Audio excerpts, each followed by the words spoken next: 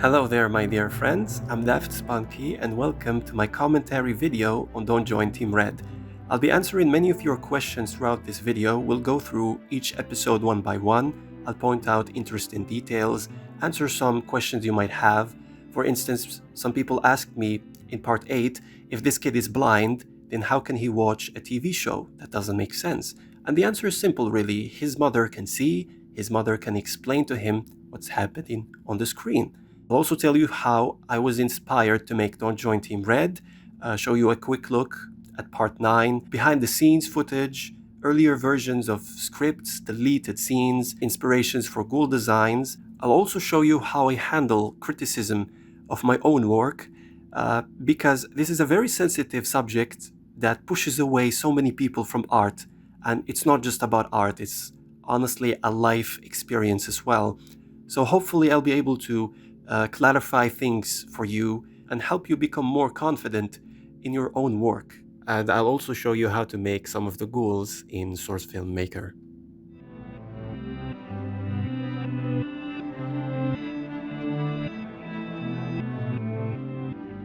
Do I have a team? No, I work solo. And I also do some voice acting for certain characters, like this sound here in part 4.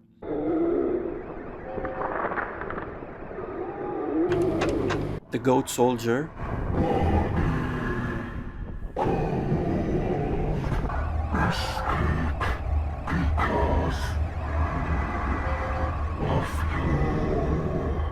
Rasmus.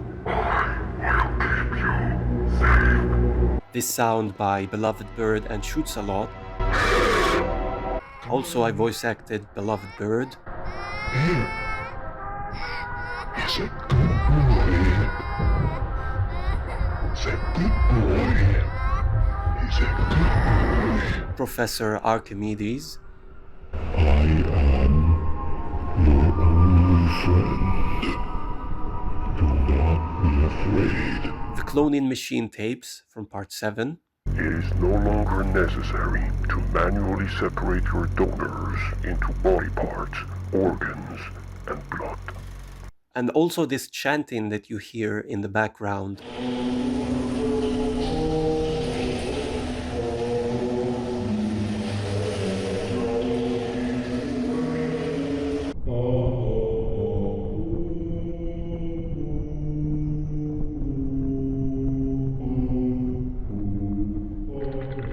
I also made this song for the series. I call it Old Friends.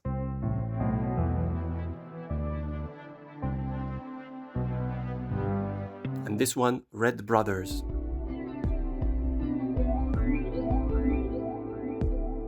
I'll also give you a quick update on episode 9. If you go to my community tab on my channel, you'll be able to find a couple of interactive teasers with roleplay situations. And yes, this confirms that we're going back to the main crew back at Gorge. And I'll also explore a couple of different concepts, especially survival-themed ones, maybe like a day and night cycle as well.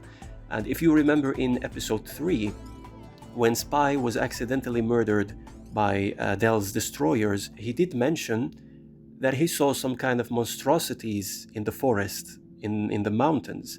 And he prefers to die by the hands of his own team than to face these monsters. So there's definitely a big risk of us coming across some of these monsters that lurk in the mountains.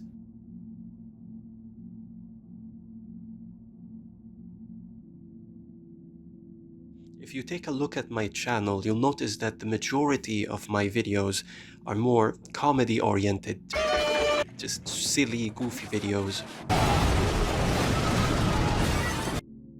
I never really had a serious project aside from, say, Forest Guardian. It's a series designed to look like a first-person video game.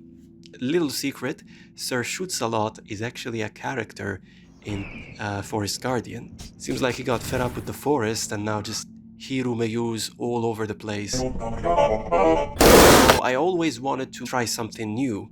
I thought about action and I also thought about horror. And in April of 2023, I released a quick teaser of an Iron Lung animation but it didn't go anywhere. I didn't finish it. And then I tried my hand at animating extra stuff for Springtrap, like making him bang on the windows and actually look at you from behind the door. So I sat down to think, and I realized, why am I moving away from Team Fortress 2? I mean, most of my content is TF2 related, so why not create a horror video that's based on Team Fortress 2? And after watching this video, it might have appeared on your recommended page, a weird mobile port of Five Nights at Freddy's. It's very claustrophobic, and the simple idea is that you stumble upon hell, as they say, and the animatronics, instead of being robots, are actual demons who are starving and they want to eat you. And also in the intro, you will see this. Looks kind of familiar, doesn't it? I wrote a quick script. The idea was quite simple. There's an engineer who is stuck in the intel room of 2 Fort, and everyone else is dead and mutated. He has to fight against mutated versions of his own team and the enemy team, and they will also be revealed to be demons as the series progresses. The engineer would only have his buildings to accompany him. He'd have a camera to record everything, and he'd also have a machine to signal for help and upload these videos of his findings. I put this project on pause to go and look for more ideas, to be inspired by more stuff and further flesh out the story before starting to animate it. And this is where the 3 inspirations for Don't Join Team Red came in. The first one is Mrs. Blue. On top of all the well-deserved compliments that Mrs. Blue receives, the fact that such movie was created in this ancient, outdated software known as Source Filmmaker that was dug up from Aztec ruins is simply mind-blowing. But the most important part I want to pull your attention towards is the simple yet genius decision by the writers of Mrs. Blue to take a game mechanic that we as gamers don't pay much attention to and use it as a basis for a horror plot, the respawn mechanic. Because really, how can I die in a video game and come back again as if nothing happened? If you ask this question, people will just tell you, it's just a video game mechanic, don't think too much about it, nerd. And understandably so, because really, it's just a game mechanic, there's nothing deep about it. So the fact that they took this game mechanic and justified it in a pseudo-scientific way, a machine that can print out people when they die, and it also carries the risks of mutating them, was simply a stroke of genius. The second inspiration, which does a similar thing, is the backrooms. You might have not guessed it, but I'm serious. The backrooms inspired Don't Join Team Red in a way. And I'm talking about the OG backrooms, back when it was still a simple concept where you no-clip through reality and end up in a different dimension. Pay attention to the word no-clip. That's also a game mechanic that we gamers know. The writer of this story took that simple concept we're all familiar with and used it as a basis of horror. It's simple but very effective. So this made me make a mental note to myself. I should stay on the lookout for video game mechanics that we take for granted, but that have a lot of potential to be turned into horror stories.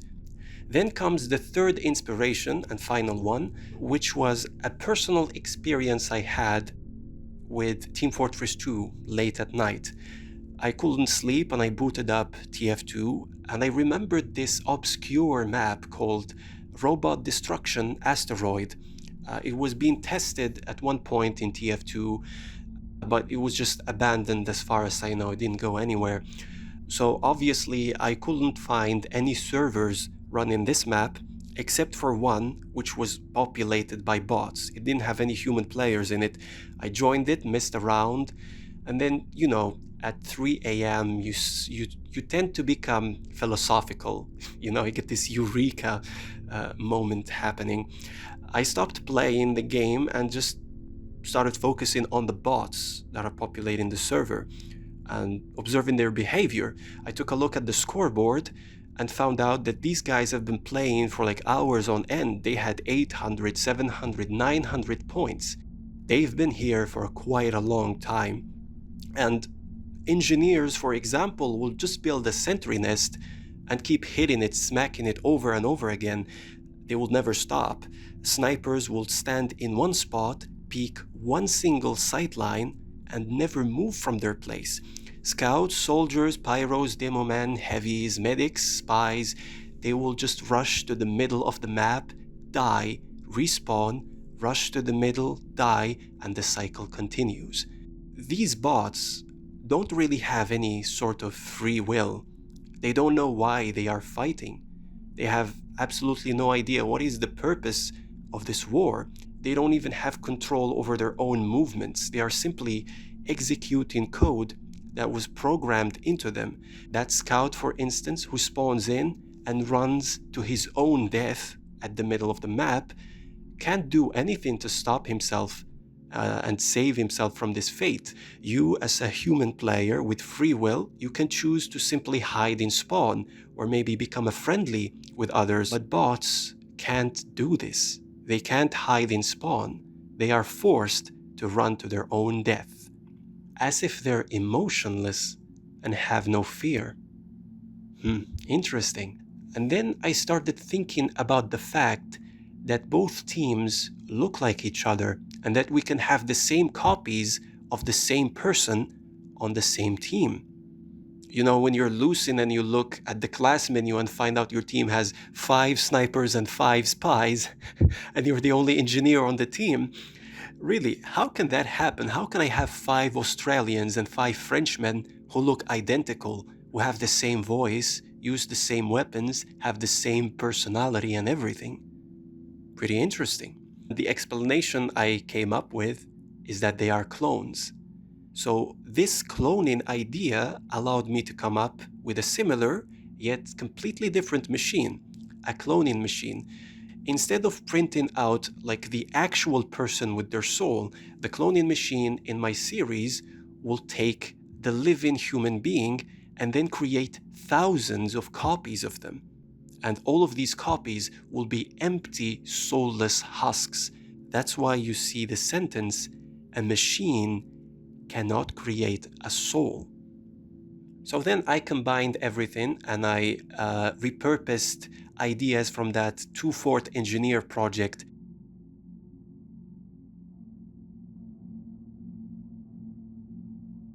The first episode, titled Don't Join Team Red, the initial names for the series that I had were Redmond's Contract, Don't Sign Redmond's Contract, Don't Join the Red Team, and finally Don't Join Team Red. I chose the last one. Why not Don't Join the Red Team?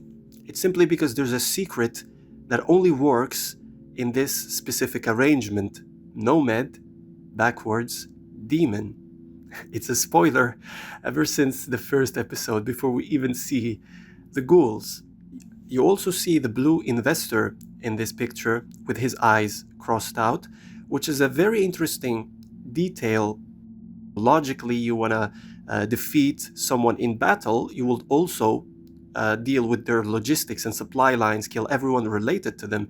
But Redmond is like so tunnel visioned on his own brother, he ignores everyone else. Also like the gangster design of this scene right here. And yeah, get red, get dead. This picture right here is supposed to be the first group photo the team took together, and you can even see that Dell doesn't have a beard yet, and that Tavish is carrying his Islander sword. A small little detail about these photos, you'll notice that most of them are taken in the proximity of engineer buildings. And the reason for this is because initially I didn't want to reveal who is sending these messages back in time. I wanted to leave just context clues. You'll notice that everything has a building, an engineer building next to it, and you'll assume it's just an engineer taking pictures from inside his sentry nest. But I decided against it, like, why be so cryptic? Let's just show who it is. Dell with a beard with Mundy next to him. You'll also see that the Traveler itself isn't one giant machine. It's similar to a teleporter, and this tells us it's actually possible to pack up the machine and take it with you. It just needs big machinery to attach it to supply it with power in order for it to work. For these cryptic quick messages, I did make a blunder here. I did not consider that some people might be watching on mobile, where it's actually hard to catch split-second messages, because I think this was a 2-frame message right here. Incredibly difficult to catch it on mobile, but somewhat easy on PC. So I did take this into consideration in future episodes, and I believe starting from part 3 or maybe part 4, I made the messages stay longer on screen, so it will be easier to catch them.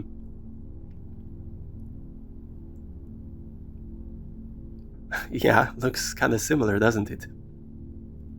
This point right here was supposed to be more kind of meta horror. It breaks the fourth wall, because the item drop system in TF2 really pulls people into the game. Some people even became addicted to it. I made Redmond do the same thing. He would bribe the mercenaries and brainwash them with gold-plated weapons, new hats, new items and stuff, so they would stay loyal to him. You'll also notice at the very last message, I did keep the name Don't Sign Redmond's Contract, which I told you was an initial name for the series.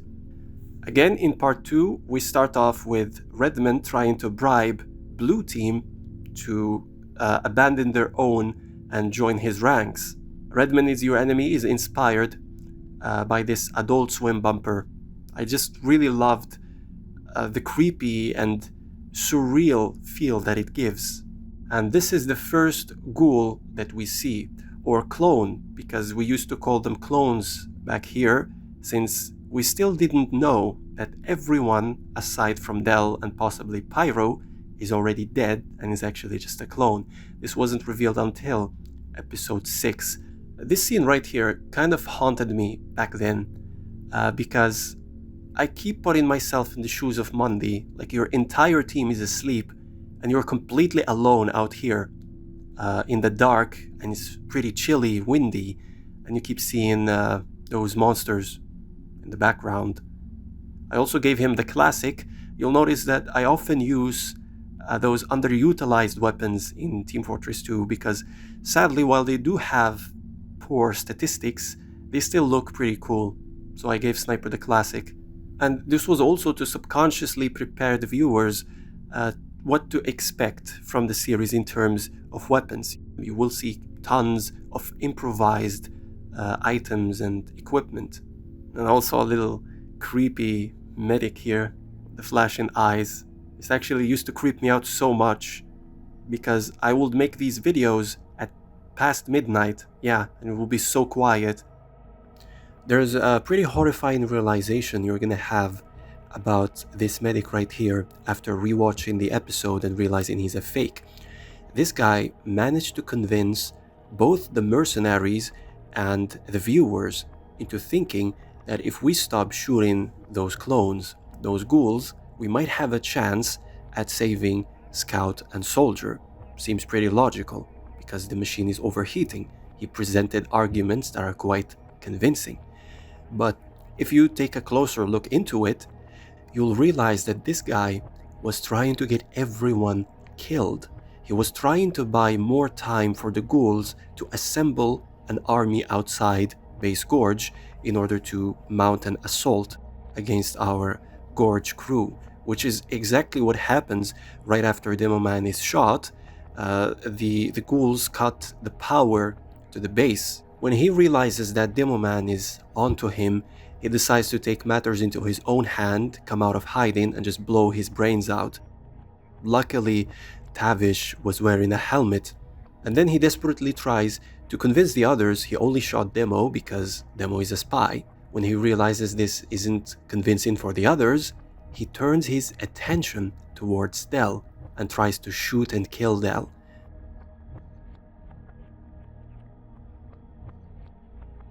For part 3, Infiltrator, I took a lot of community feedback because people liked those couple of scenes where I showed animated segments, and they asked for more of these, like show us more pictures and videos. So the video starts out with Dell talking to us, and we also see that this medic is kind of being, tweaking.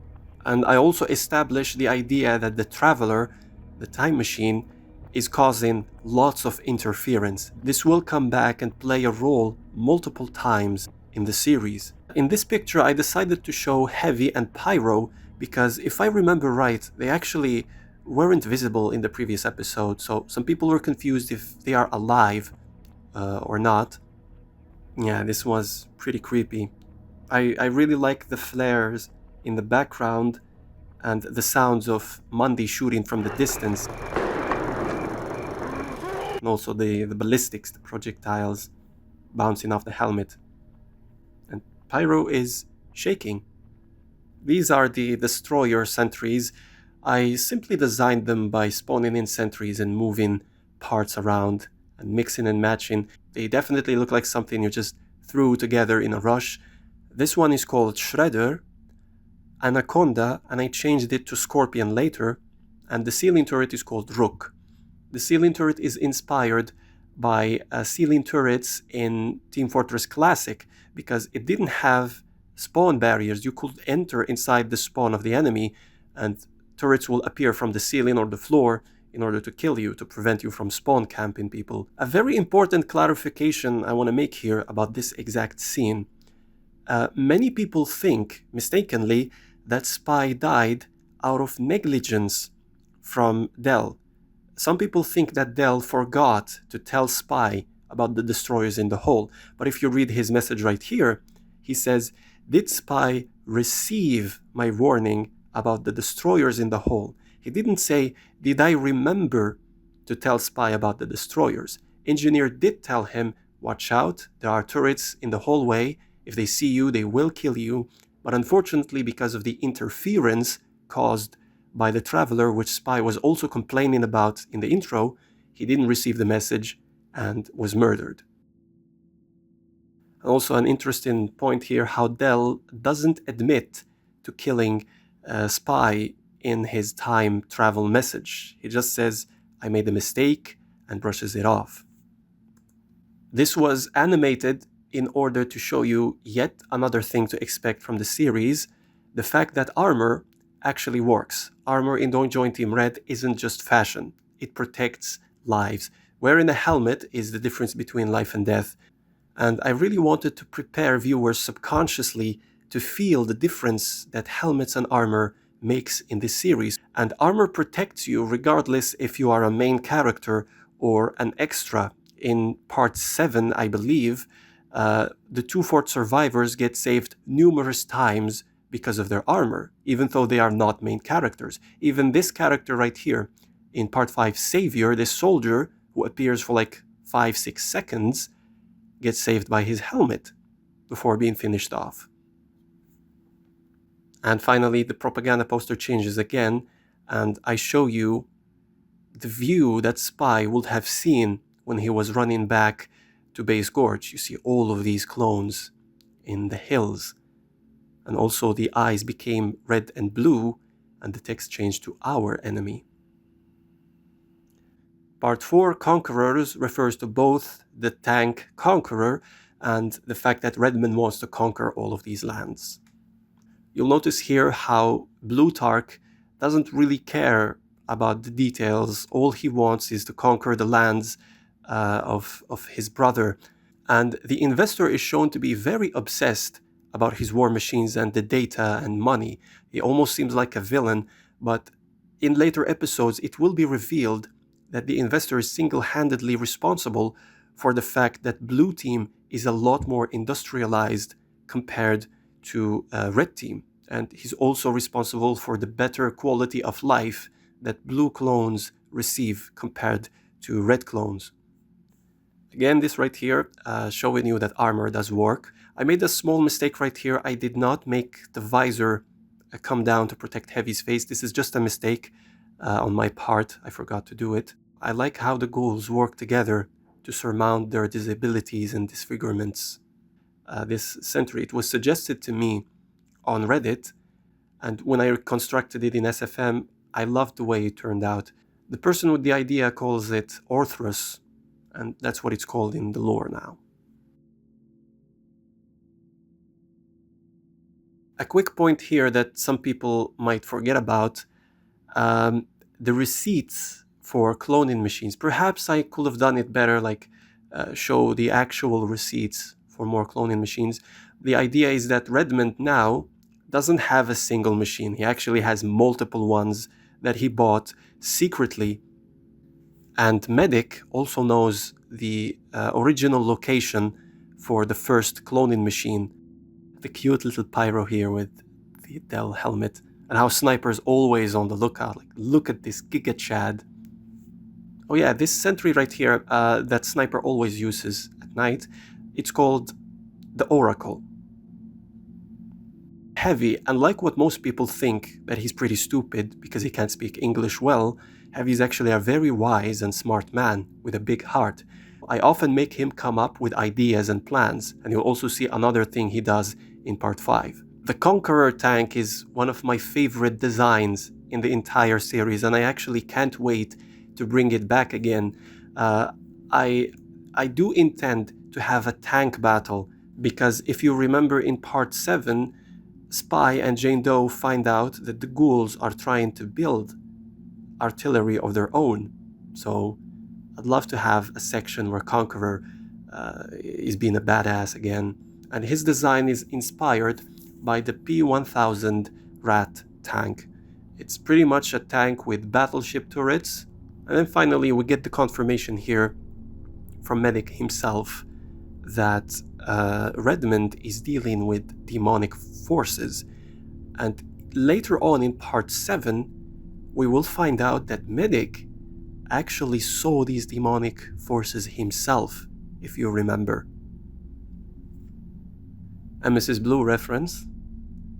And again, similarly to part 3, we see the ghouls in the hills and also the Conqueror coming through the valley. Part 5, Savior throws us right into Spy's shoes. And this was pretty creepy, to be honest, how he's missing fingers here. It makes me cringe when I see it. And right after mentioning demonic forces back in part 4, we see these things.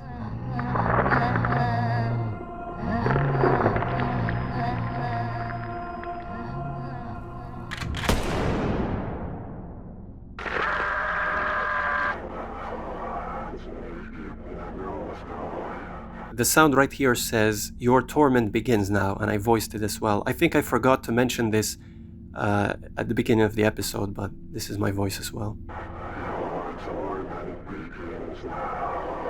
This idea of Pyro collecting memories for his friends was suggested to me in the comments when one viewer saw how Pyro is using the Force of Nature. So they thought that Pyro is using the weapons of his missing friends as a way to remember them. And they suggested this idea to me, and I included it. It became an important plot point later on. It's kind of hard to see, but Dell actually owns a seal. You can see it in the picture right here. Again, the point of this section here is to show how Heavy has a big heart, and also further flesh out the character development of the mercenaries as a family. This is where it really starts to shine, their relationship together. Sniper and Pyro mourning their friends and hugging, Dell crying right here over his family, and Heavy comforting him.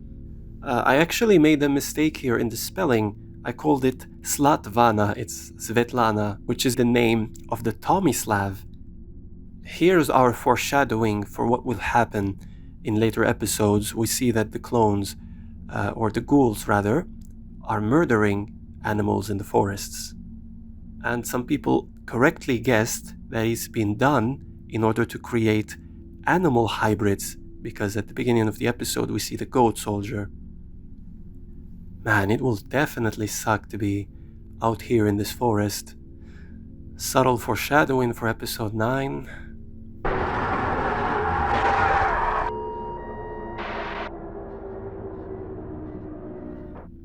And this is just so metal, like solely hearing these screams and just saying it's the sound of people burning alive inside a tank. you'll get used to it. Absolute Giga Chad energy. Flamethrower tanks are pretty cool. And I also try to give tanks the durability that they actually deserve. You see this bomber, they didn't blow up the entire tank with just a couple of bombs. They only disabled it.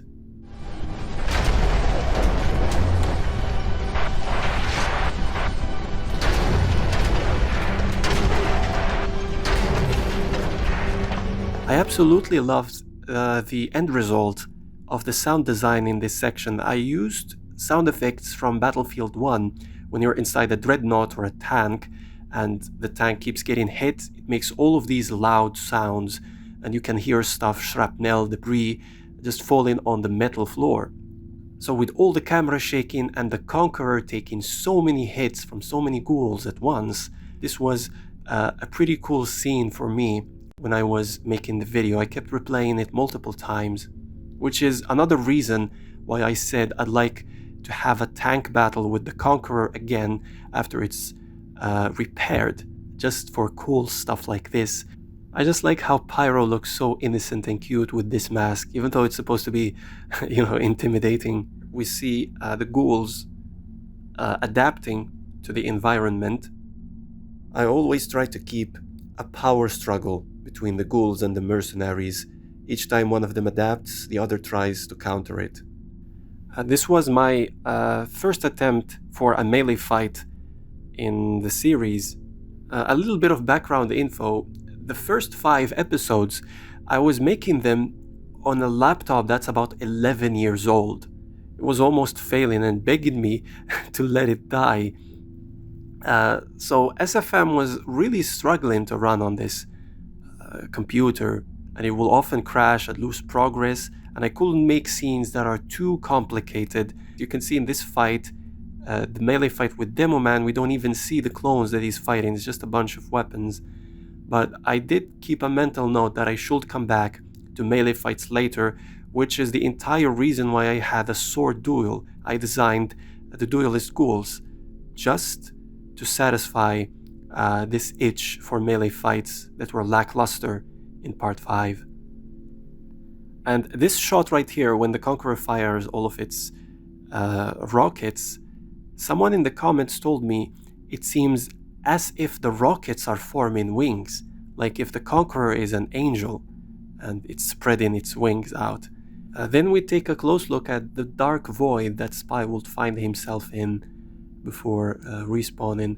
The entire purpose of this is to show you we are messing with stuff that's never actually supposed to exist in real life. Death is supposed to be a one-time thing. Your time comes, you die, and it's over for you. You're not supposed to come back to life in the real world.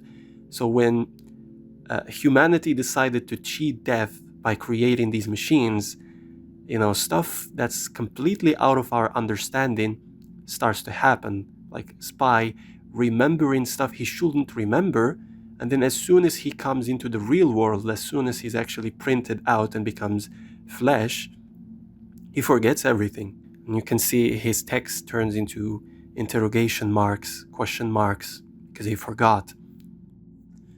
Part 5 actually had a much different script than what we've seen here.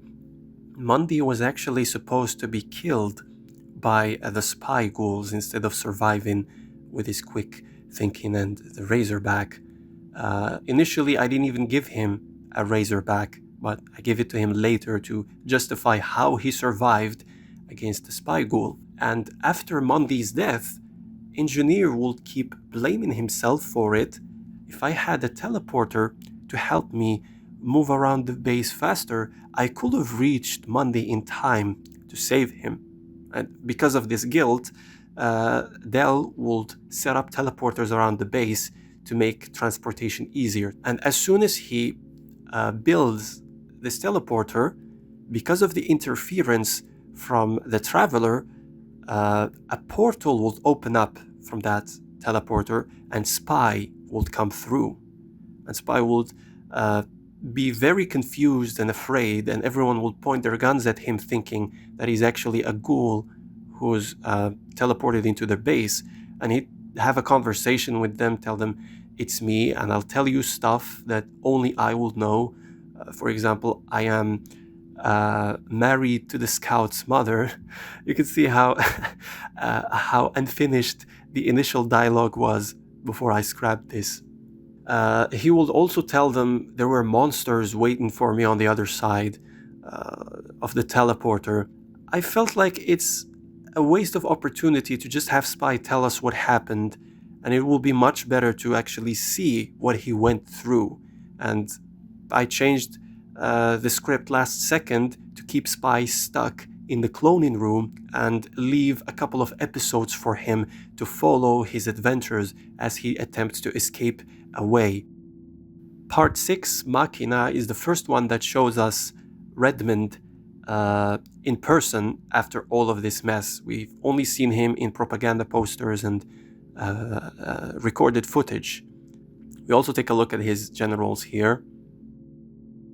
Right here, you'll notice that this breed of ghouls that Greyman fought, unlike the other ones back at Gorge who hide away at day and only hunt at night, these ones seem to be more comfortable with fighting in the day, and they also seem to be much smarter compared to the other ones, to the point they can even build war machines and set up defenses and use these advanced tactics like market gardening, Uber building, and even combining two vaccinators together.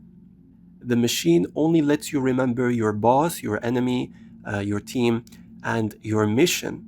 So Spy accidentally found a loophole to allow the machine to let him remember to run to the teleporters by simply considering it as his mission. Run to the teleporters, that's my mission. This part right here with the goat soldier saying the body is cold, this is my in-lore explanation of how you can tell if a body was produced by a dead ringer or not. Unlike an actual body, it will stay warm for quite a bit of time after being shot, but the fake bodies immediately turn cold. You can see Spy right here trips over this helmet, even though it's like in plain sight. This was just a subtle detail, and you'll also notice that throughout the series, Spy, after all of this torture, he actually keeps squinting his eyes often, as if he has bad vision, as if his vision has suffered from all of the mutation and constant recloning. The Spy also does some do-it-yourself engineering here. You can see he attaches a single sapper with multiple wires to all of these teleporters. And here we go, the executioners. These guys, their design was inspired by my dreams. I actually dreamt of creatures that look like this, and I tried to recreate them to the best of my ability, especially the yellow-eyed executioner, Hermadu, which is why it's so, unique compared to the others. Yabri as well, with the white eyes. Also shows a bit of a sadistic nature here, how they give you false hope before killing you. Hermadu and Yabri looking at Spy when he leaves. They weren't convinced. They know something that we don't. Something I wanted to focus on is to improve the relationship between Olivia and Greyman. I believe they didn't have many interactions in the actual TF2 comics, so I improved their relationship here and made him into an actual loving father. His daughter Olivia, being a genius as well, even makes a mask for him, a battle mask. It's just a creative decision I took, this engineer mask with the fedora and the goggles, and it also helps him stand out more. When you see this version of Greyman, you can recognize it's from Don't Join Team Red. And here, we actually see Sir Shoots-a-Lot for the first time in the series. This is the only time we see him with glowing eyes. And this is an older model of Shoots-a-Lot. Here it is from another angle. He's missing both the blood and the mutated arms. He still has human arms here, you'll notice.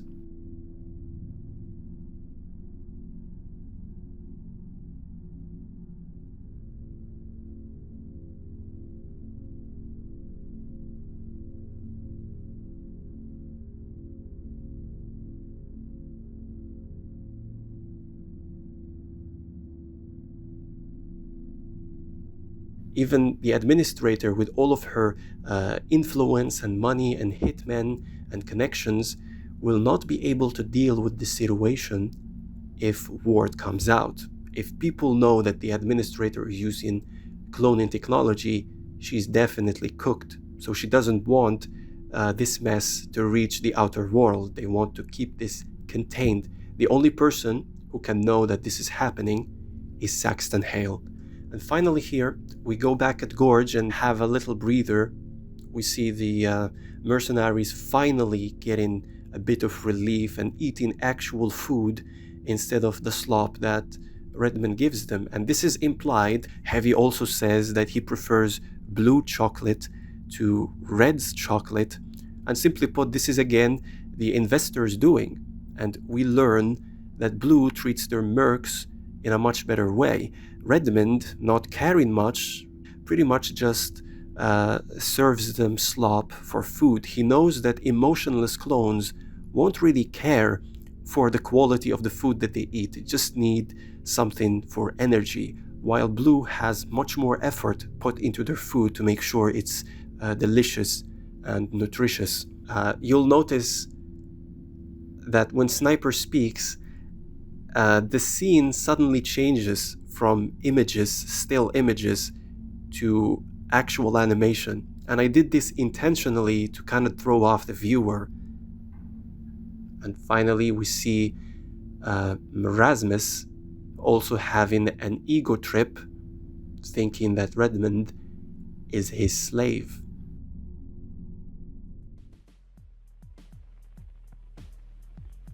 So if you want to create your new classic ghouls, I suggest you follow my new direction with episode 8, where I highlighted the blood and gore a lot more. So you will get these bloodbath mercenaries on the Source Filmmaker workshop by Plant Manster, Crazy Dave over here, and Identity Void. Identity Void doesn't exist for all characters, only 4 of them, as you can see on the screen. You simply spawn in the bloodbath mercenaries, attach the Identity Void to their head, and apply the zero slider, and there you go. You have your classic ghoul. If you want to create something like Kerberos or Cerberus, for example, I suggest you animate just a single sniper, like make him run around like this, and then after you're done, you duplicate the sniper 3 times, or however many times you want.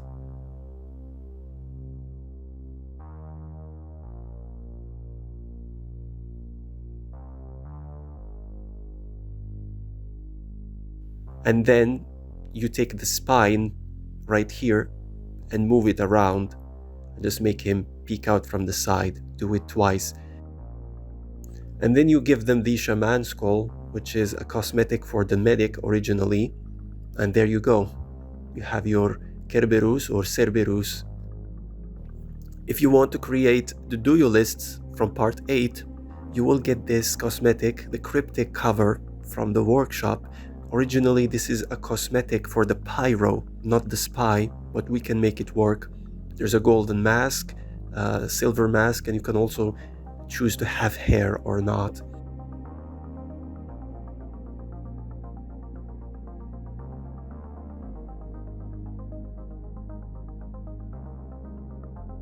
And also give them this cape.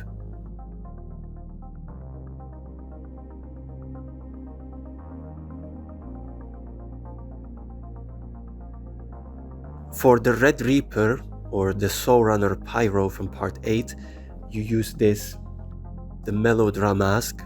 I applied a custom blood texture for it.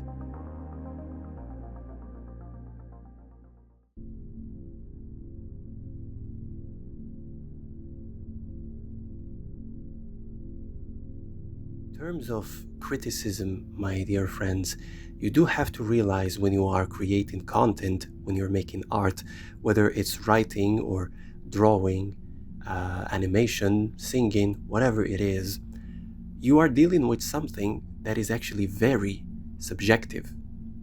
You have to keep this in mind. You can take objectively the best artists in the entire universe, and I mean it like scientifically objectively and give them all the amount of resources and time that they need to produce some piece of content and show it to the whole world, and still, not everyone is going to like it. People will criticize it, some people will feel like that things could have been done differently, and so on. So you shouldn't take offense when people tell you you could have done this differently. It's simply just art doing its job. It's art inspiring people to make their creativity shine. Some people will do things differently compared to you, and that's not a bad thing. That's what makes art beautiful and unique. Imagine if everyone had the same type of creativity, we would never have any variety in art. Every single movie, every single book, every single drawing, every single song will be the exact same. And what's the point anymore of art if everything is the exact same? You see?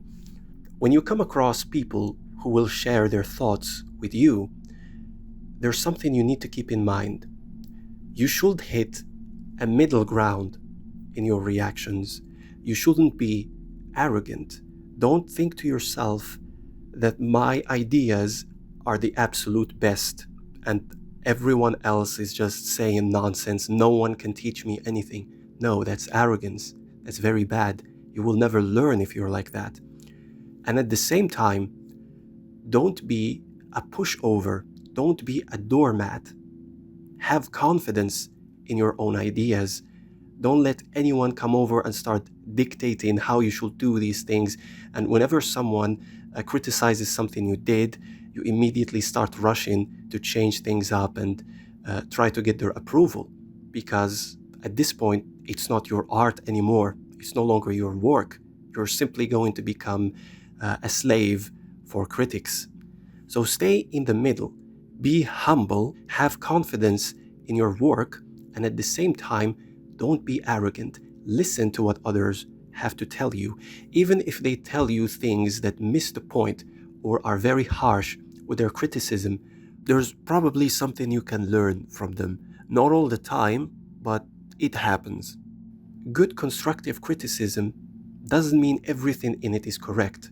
Sometimes the person who is criticizing your work will simply be sharing their own ideas with you, which may not fit the vision that you have for your own work. Their ideas are good, they are excellent, yes, but they completely contradict what you want to do. In this situation, what are you supposed to do really? Are you going to sacrifice your own views just to appease one person? Of course not. You will actually lose the direction of the work that you're making, and the community that you created, those people who love your vision, you will be pushing them away. They will feel it. They will feel the change in direction because it's no longer your work. It's the work of someone who's constantly criticizing you and giving you their ideas, and you simply give them priority over your own vision.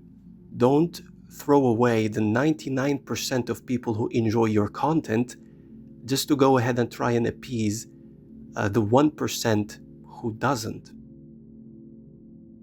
Examples I can provide to you are certain people who tell me that the series would have been better if everything was still being told from the point of view of Dell and if we never left Base Gorge. Imagine if 3 hours of Don't Join Team Red was just text reading with zero animation.